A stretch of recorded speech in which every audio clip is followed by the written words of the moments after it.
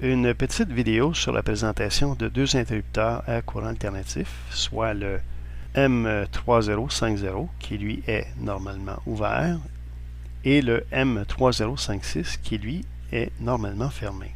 Donc un est le complément de l'autre. Le principe de fonctionnement est très simple. C'est que sur chaque interrupteur à courant alternatif, par exemple le M3050 ou le M3056, il y a un potentiomètre ici et là pour pouvoir ajouter un seuil de détection qui va amener le contacteur ici à changer d'état. Donc même chose sur le M3056, il y a un potentiomètre qui permet de pouvoir ajouter un seuil critique qui va venir amener un changement d'état sur le contacteur. C'est des contacts complètement sèches qui permet de pouvoir donner un signal, par exemple, à un data logger, par exemple. Ça pourrait être autre chose. Ça pourrait être un signal qui est donné à un microcontrôleur, par exemple. Voyons un petit exemple. Donc, le principe de fonctionnement, on va se servir d'un variateur de tension et on va augmenter progressivement le voltage, ce qui va nous amener à faire passer un courant à travers chaque interrupteur de courant alternatif. La charge va être une charge résistive, c'est une lampe incandescente. Ensuite de ça, on va se servir d'un appareil de mesure de puissance qui va nous permettre de pouvoir suivre le voltage, qui va nous permettre de pouvoir surveiller la tension, le courant et la puissance. Nous, ce qui nous intéresse ici, c'est le courant.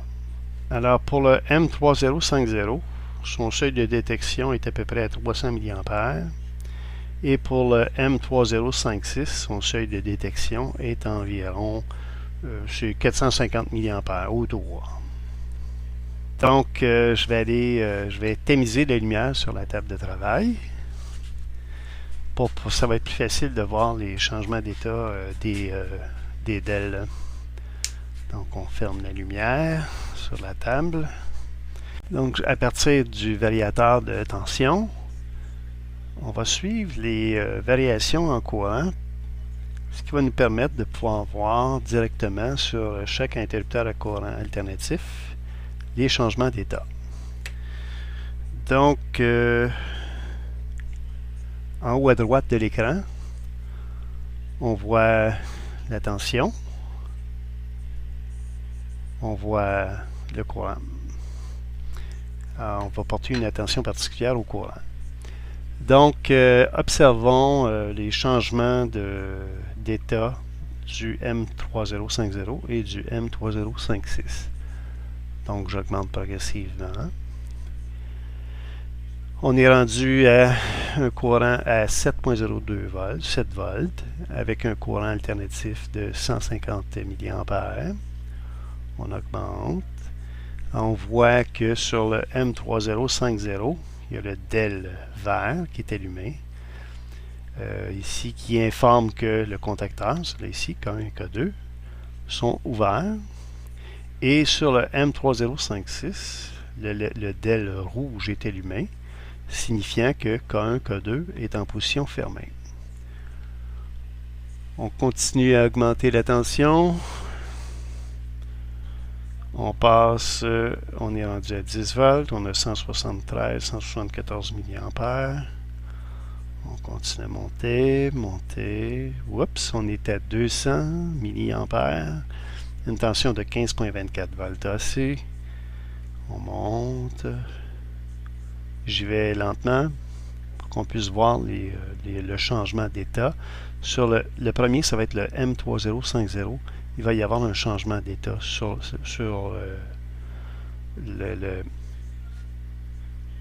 l'interrupteur à courant alternatif.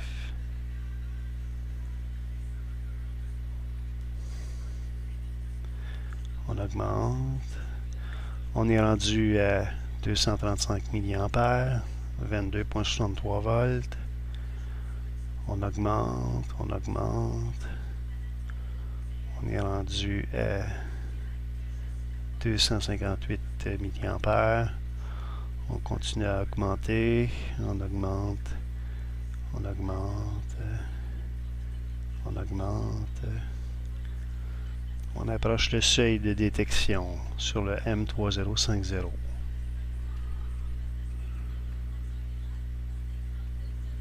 Et voilà. Donc, on voit en haut à droite une tension de 39,6 volts et un courant alternatif de 308 mA.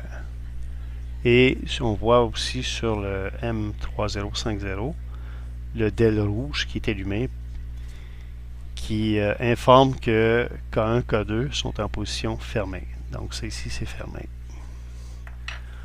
On continue. On augmente la tension, on augmente le courant. On continue, on augmente, on augmente. On est rendu à 387, 388 mA. On continue, on augmente. On approche le seuil de détection du M3056. On continue. Alors le DEL vert est à veille d'allumer. On continue, on augmente, on augmente. Et voilà. Donc ici, il y a eu un changement d'état. Donc le seuil de détection a été franchi sur le M3056. Donc K1 et K2 maintenant sont maintenant ouverts. Donc on voit en haut à droite ici une tension de 78,2 volts et un courant de 441 mA. Donc ici, là, sur la table, ici, on y va avec une charge résistive, mais ça pourrait être une pompe, ça pourrait être un système de chauffage, ça pourrait être différentes choses. Donc ici, on monitore un courant qui va tout simplement ouvrir ou fermer des contacts. Donc, ce qui nous amène à utiliser ça pourrait être, par exemple, pour envoyer une information à un microcontrôleur, par exemple. Ça pourrait être aussi une information qui s'en va à un automate. Ça pourrait être aussi un hobostate, par exemple, qui est full autonome, qui pourrait monitorer, par exemple, l'utilisation d'une pompe pour une swamp pompe, par exemple. Lorsque le niveau d'eau augmente autour de la maison, à ce moment-là, je vais savoir, mettons, quelle date, à telle heure, il y a eu tel changement d'état. La pompe a fonctionné pendant tant de minutes, par exemple. Ça pourrait être pour vérifier l'efficacité d'un système de drainage. Alors, c'est un outil de travail. Hein.